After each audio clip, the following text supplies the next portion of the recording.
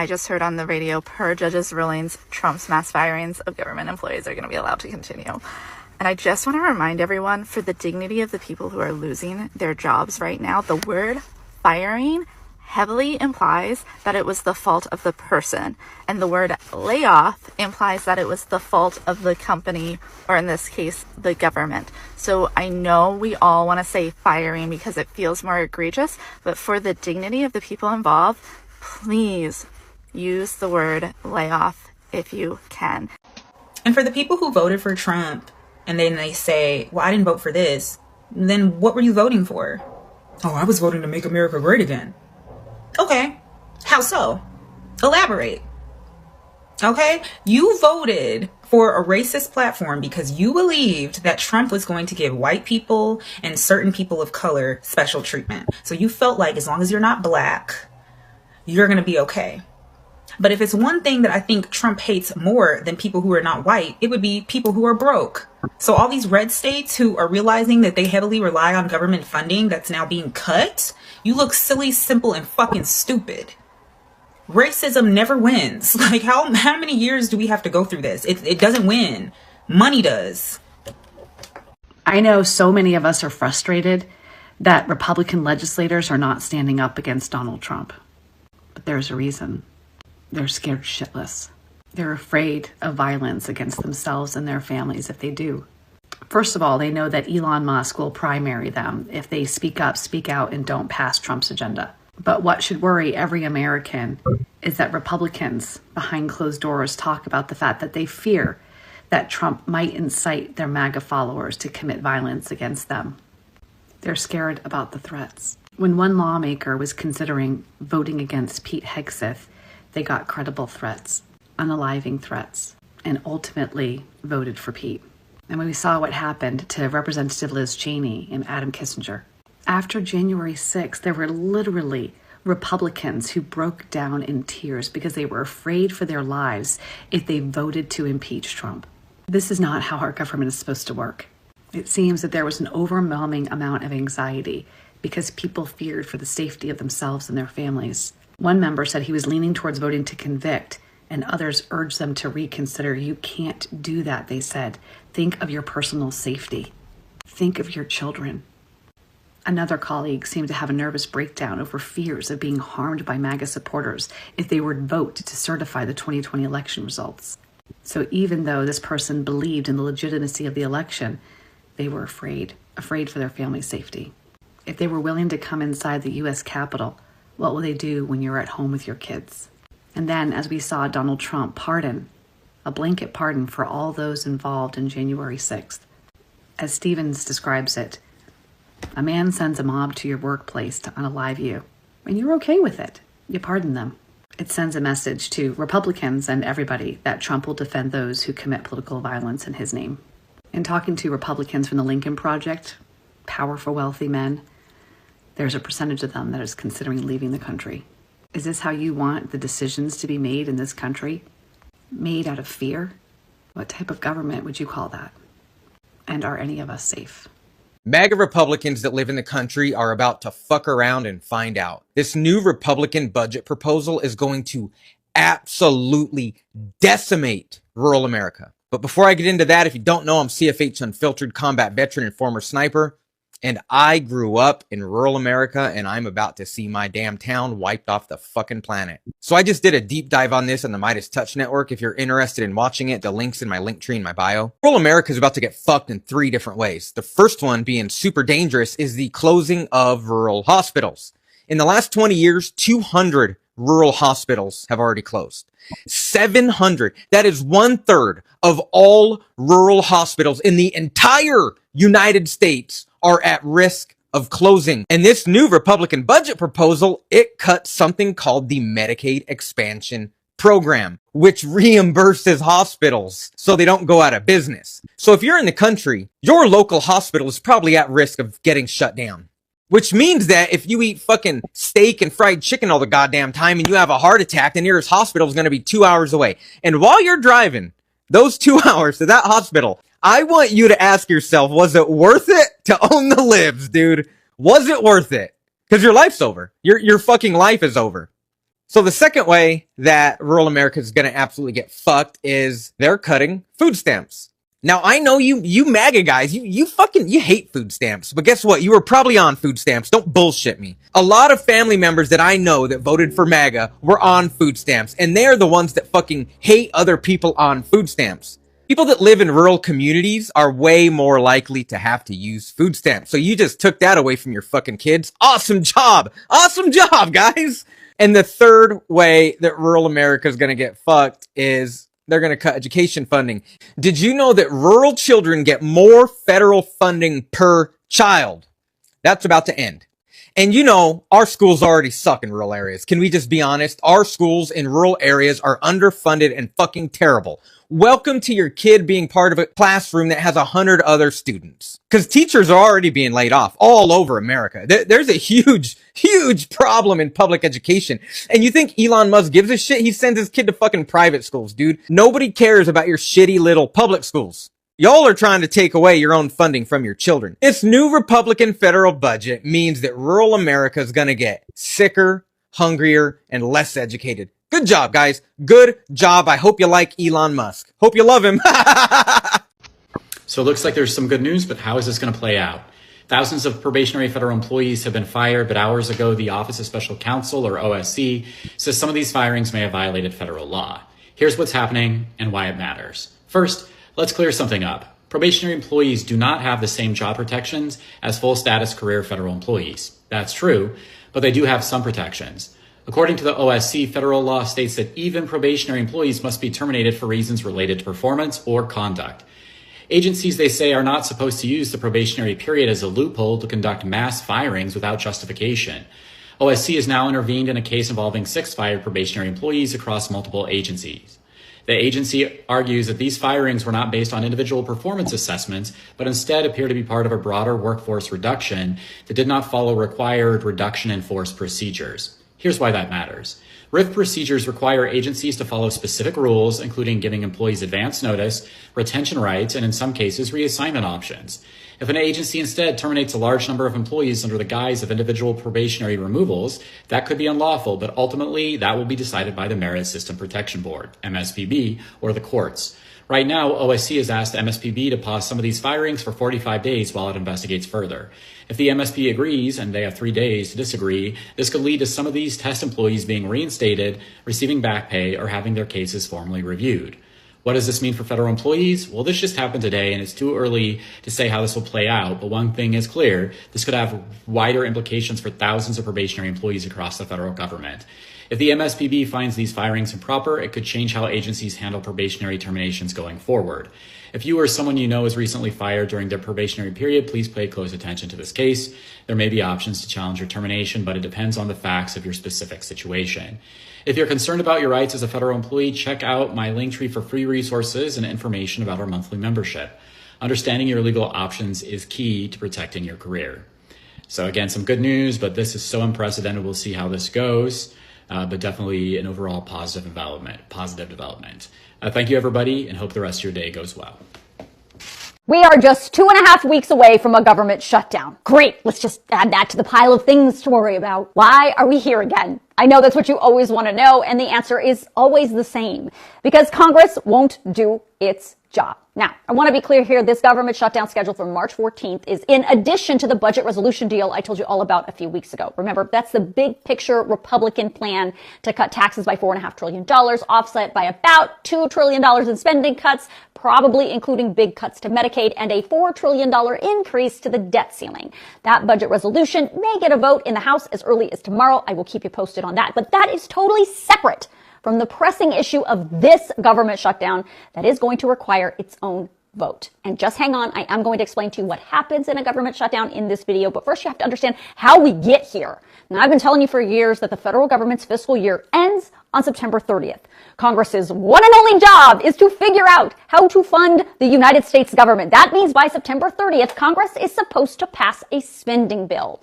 Well, in September of 2024, when the fiscal year ended, Congress did not do its job. Lawmakers did not pass a full spending bill and instead Democrats carried a Republican continuing resolution. A continuing resolution is a band-aid to keep the government open and functioning at status quo funding levels until a certain date. Technically, this band-aid is supposed to buy lawmakers a little more time to figure out the spending issues and pass a full spending bill. Well, you guessed it, when the end of that CR came in December of 2024, Congress again did not pass a full spending bill, and instead, Democrats again carried another Republican-led continuing resolution. That one expires on March 14th, and that's how we get to the scheduled government shutdown on March 14th. To avoid a government shutdown, this time House Republicans are suggesting that instead of passing a full spending bill, Congress should instead just pass another continuing resolution that lasts through the end of the fiscal year. Look, yes, we go through this all the time. Yes, it's annoying. And yes, it's true that in the end, Congress usually finds a way to avoid a government shutdown. But things in Washington right now, in case you haven't noticed, are a little different than they've been in years. The vibes are different, but the margins in the House are still the same. Slim. And the Senate still requires 60 votes to pass a bill like this, so Republicans still need Democrat votes to pass this proposed long-term continuing resolution and keep the government from shutting down. Well, at this point, hardline Republicans do not like this continuing resolution deal. They want deep spending cuts. So it appears that if Speaker Johnson wants to avoid a government shutdown, he's going to need Democrats to carry his bill again like they did in December and September of 2024. But this time, Democrats are not in the mood to play ball. They're pissed. They do not like what President Trump and Elon Musk are doing. They think the president and Doge are overstepping their authority. And in exchange for any vote to avoid a government shutdown, the Democrats want to include language in the CR that would put some restrictions on how Trump can spend money or cut spending. Whether the Republicans go for that seems like a stretch. Whether Democrats will back down doesn't seem likely. So we're going to have to wait and see who blinks first as we get closer to that March 14th deadline. So now let's talk about what happens if we do see a government shutdown. The severity of it will depend on how long it lasts. If it's only a few days, probably not going to be that big of a deal. But if it stretches for weeks or more than a month, now we got a problem. Now remember, the only way to stop a government shutdown is if Congress passes a spending bill or a continuing resolution. Now in a full government shutdown, every non-essential government agency stops operating. The Small Business Administration stops helping small businesses with loans and services. Federal Housing Administration stops approving applications for home loans. The CDC and the FDA have to cut back on their operations. VA customer service stops, and new veterans disability claims stop getting approved. Staffing at the IRS gets reduced. Customer service there slows down. Maybe so does your tax refund right in the middle of tax season. Of course, the national parks, national monuments, and Smithsonian museums all close shop. On top of that, every single department and agency, think Social Security, Defense, Transportation, all of it, has to classify their employees as either essential or non-essential. Those non-essential employees are put on unpaid furlough. Basically, they are laid off with no pay. Our military members, though, do have to show up to work, but they do not get paid. Same with air traffic controllers and TSA agents. And in the past, that has strained air travel. In the end, once the government is reopened, they all get paid, but that's not really helpful when their bills are still coming in. Now, if there is a government shutdown, your Social Security check will continue, but no new Social Security cards would be issued, so no new accounts could be created. Same for Medicare. SNAP benefits are still funded, but sending out those benefits gets harder. Now, you know who does still get paid in a government shutdown? Congress. According to the Constitution, they still get a paycheck. Now, I'm sure you're thinking lawmakers threaten to shut down all the time. Do they actually have the nerve to do it? Yeah, we've had several government shutdowns. The most recent one, of course, was during the first Trump presidency. For 35 days, the U.S. government was shut down. That was also the longest single government shutdown in modern history, but we've had lots of other shutdowns. In fact, most modern presidents, Reagan, Clinton, and Obama, all had at least one shutdown where federal employees were furloughed. You know, if I'm right, and Trump is going to take a Section 8 at some point, right, and J.D. Vance becomes our president, what does that look like exactly, right? Because the egos around there are just absolutely out of this world, right? Everybody there has got this ego that's just has to be, stroked. Everybody that Trump's put into place isn't going to accept J.D. Vance exactly the same. And J.D. Vance has some pretty damn strange views, to be honest. Now, that is to say that his views might just flip-flop back to what he used to be, which was a lot more moderate. But, again, he is with Thiel, right? Now, Thiel and Musk are buddies, so I don't know. But I can tell you that Musk's ego must be taken care of, or stroked, in order to maintain whatever that is. I don't know what it is. But anyways, I just don't understand what, or I don't know. I just can't put Vance in that position. Can you? I mean, put him in the presidency. What would it be like? I mean, would he just go full on Project 2025? Which, I mean, they're already doing that. So, are they going to fire a bunch of people? Well, they're doing that too. I mean, I was thinking maybe the 10 Commandments in school thing, I don't know. It just seems misplaced. And if he shaves and looks like Charlie Brown as the president, holy crap. Okay, how about a quick Trump dump? Caps lock on. Looks like the Conservative Party in Germany has won the very big and highly anticipated election. Much like the USA, the people of Germany got tired of the no common sense agenda. He didn't mention that the far right actually didn't win. And then, of course, he goes, this is a great day for Germany and for the United States of America under the leadership of a gentleman who likes to grab women by the rear, named Donald J. Trump. Congratulations to all. Many more victories to follow. The CDU party was under Angela Merkel. Her and Trump were really good friends. But anyway, it's center right for Europe, which is like center left for the United States. And then this. Today, President Emmanuel Macron of France joined me in the Oval Office to speak to the G7. You guys can read. Blah, blah, blah, blah, blah, blah, blah. Welcome, President and then this Macron, little piece of propaganda. back to the White House. They've been doing a lot Relationships of these will be very types special of with France, videos and we that, look forward to like, keeping that going look at for a how long close, time. look at this. France is America's oldest ally. Oh, look at those Has two. been a force. But let's be real. The real headlines were France, Macron fact checks Trump in embarrassing press conference. And then he put, we're helping Ukraine like nobody has ever helped. Oh, you better not say that out loud. MAGA doesn't want you to help Ukraine. America first. Oh, that's right. You want to take all their resources. And, shocking that the oligarchs are investing. Our country's doing really well. Yeah, I mean, nothing like the U.S. voting with fascist countries. Really well. And he starts talking about the XL pipeline being shut down by the incompetent Biden administration or the courts. Now, I know they were treated very badly by Sleepy Joe, but the Trump administration is very different. Easy approvals, almost immediate. Oh, if not them, perhaps another pipeline company. And they will probably face the same legal challenges in court.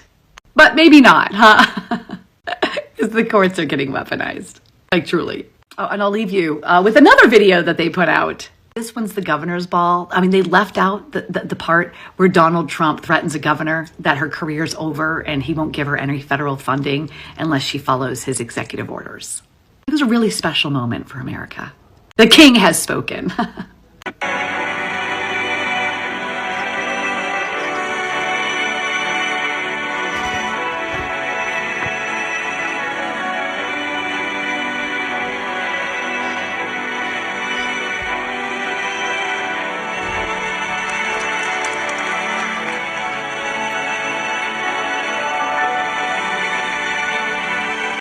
Yeah, you get the idea. The Ashley St. Clair and Elon Musk saga that is going on and playing out before our eyes truly is the funniest thing happening in politics right now. So as we know, Elon Musk has fathered his 13th child with his 4th partner. And the only reason we found out about this information coming to light is because Ashley St. Clair, the mother of Elon Musk's 13th child, has come forward and admitted that 5 months ago, she gave birth to Elon Musk's child. And she has now sued him for custody and paternity and all these things. And there's been a whole bunch of court documents that have been leaked. And there has been a lot of text messages leaked by Ashley. And they were communications of Elon Musk and her communicating on Signal. Okay, so the first round of screenshots that Ashley St. Clair posted and then deleted were of her sending that she had given birth to their child. So these messages were probably sometime back in September. After she sends the photo, he responds saying, all well. She responds saying he's perfect. And then he responds saying, I look forward to seeing you and him this weekend. And then it's cut off at the end, but I think he says like falling asleep, how is recovery going or something like that. And then she sends him a selfie of her and her friend. And according to court court documents. This photo was taken when she was 2 months postpartum. And he responds saying, "Hi, cutie." And she says, "Hi, see you soon." And then he responds saying, "I want to knock you up again." Sorry, but he is so creepy. And then she released these, and clearly the vibe is starting to change within their messaging at this point. He says, "I get credible unaliving threats every day. I'm number 2 after Trump for unaliving. Wake up. This is not the time for sentiment at the expense of safety. If I make one mistake on security, child's name, will never know his father." And Ashley St. Clair responds saying, "That's why the father spot on his birth certificate is blank right now, E, and why he has my last name." And then he responds saying, "Necessary for now, only the paranoid survive." Elon, if you're seeing this, that paranoia that you're feeling might come from your guilty conscience, but you know, that's neither here nor there.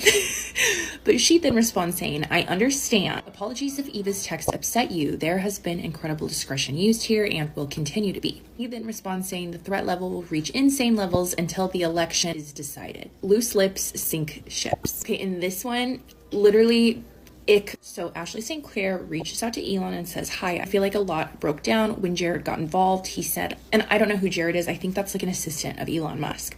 "He said a lot of pretty horrible things to me that he attributed to you, and I feel as though there was never a rift in our relationship before that. If you are in New York or you would like me to come to DC, I really would appreciate being able to speak to you in person. I care about you deeply, and I feel as though third parties have put a major rift in our relationship that I truly wish was better for the sake of our son." And he responds saying, "Okay." And she sends this gif of Jim Carrey, "Alrighty then," and he responds saying something so disgusting and creepy. "Well, we do have a legion of children to make." When she released those, the reactions were mixed. There were people who felt bad for her, and then there were people, especially like the MAGA-mite mommies, who were not happy with her and were like calling her a gold digger. Laura Loomer was one of them. This user on X, who is a friend of Ashley St. Clair, basically said that she agreed with Laura Loomer, who was saying that Ashley St. Clair is a gold digger and she had planned all of this out to trap Elon, like just messy. This woman responds to like Laura Loomer saying all that, saying that she agrees with her. And then she goes on to post receipts, text message receipts from 2023 between allegedly her and Ashley St. Clair, talking about how Elon Musk had followed her on social media and how she wanted to have one of his children. And this was back in 2023. Let's look at the receipts that Isabella Moody provided for us. And please, we're just getting the tea in enemy territory, okay? I am not endorsing this creator or telling you to follow this creator. Don't even download X. Okay, so here's the conversation between that user and allegedly Ashley St. Clair. Ashley allegedly texts this woman saying, "Elon followed me. I need his rocket babies. LOL." And this user who is releasing these receipts says, "OMG, no way. That's so awesome." And then Ashley says, "He 100% saw my moon landing tweet. Look, I'll take one for the team, seduce Elon, and get in a rocket to see what's up." And this other woman responds, "Oh yes, you must, for the sake of society." And then Ashley allegedly responds saying, "I need a caption to seduce Elon Musk, thinking of the dangers of AI, laughing emoji." So that was the entirety of the receipts. But if we go look into Miss Ashley St. Clair's posting history, we can see that she has, had big heart eyes for Elon Musk for quite some time, even when he was in the headlines for dealing with a horrible custody battle with the mother of his other children. April of 2022, Ashley St. Clair says that Elon Musk is a hero. Later that same month in 2022, "Good morning to everybody, especially Elon Musk." Just endless tweets about Elon Musk going back 5+ years. He literally had a baby with a fan. And then she'll post like weird stuff too about him, like Elon Musk is the greatest war general in modern history. What are we talking about? Lastly, can I just say, her lawsuit and her filing just even further put the nail into his coffin that Elon Musk is a deadbeat dad. I did an article that I read about this, I think it was like, Daily Mail, so take it with a grain of salt. A female friend of Elon Musk was asked if he was going to be done after the 13th child, and she responded that he would continue to have children for at least the next 30 years. Great. Just don't get how he thinks he has superior genetics. He looks more like his father every single day. He looks just like Errol, aging like milk. So are we making America great again? Or what? How about the economy? Has it come roaring back to life? Remember, Donald Trump said everything was going to get better starting on day one, including the price of your groceries coming down on day one. Well, Let's check in with the American people and see what they think about the state of the economy after Trump's first month in office. Got an article here that should shed some light on that. U.S. consumer confidence plummeted in February, the biggest monthly decline in more than 4 years, with inflation seemingly stuck and a trade war under President Donald Trump seen by a growing number of Americans as inevitable. I don't know. Look, I'm not an economic genius like Donald Trump. I haven't gone bankrupt 5 times, but that doesn't sound like good news to me. Let's continue. Maybe there's some good news somewhere in this article. The Conference Board reported that its Consumer Confidence Index sank this month to 98.3 from 105.3 in January. That's far below the expectations of economists, who projected a reading of 103. The 7-point drop was the biggest month-to-month decline since August of 2021. Not good. Markets on Wall Street immediately dropped. The S&P 500 fell 0.7%, while the Dow Jones Industrial Average slid 1.7%. The NASDAQ declined 1.4%. Look, there's a lot in here, and I promise you, none of it's good. You know why? Because Donald Trump is a freaking disaster. He is destroying the economy. I know you mindless Trump cultists aren't aware of that yet because you get all your news and information from Fox propaganda outlet and others who do nothing but kiss Donald Trump's ass day in and day out. So you don't really know what the hell's actually going on out there. If I am your supervisor, I have every right to ask you to articulate what you have done this past week. Hopefully I know what it is that you do within your day job, but these people received letters from, or emails from the Office of Personnel Management, OPM, somebody 4,000 miles away that doesn't have the slightest idea what that individual's responsibility is on a daily basis. The intimidation, if you will, that deliver these 5 bullets by Monday at noon or you lose your job. Again, if you want accountability, let's ask for accountability, but let's do that through the proper chain. I was pleased when I saw the newly confirmed head of the FBI, Mr. Patel, Director Patel, saying, no, put a pause on that request. As the director, I will be the one that will ask you for your input, your reviews. That's the way it should be done. And so again, there is a way to do this that is proper, that is lawful, and also treats our federal employees with a little bit of dignity.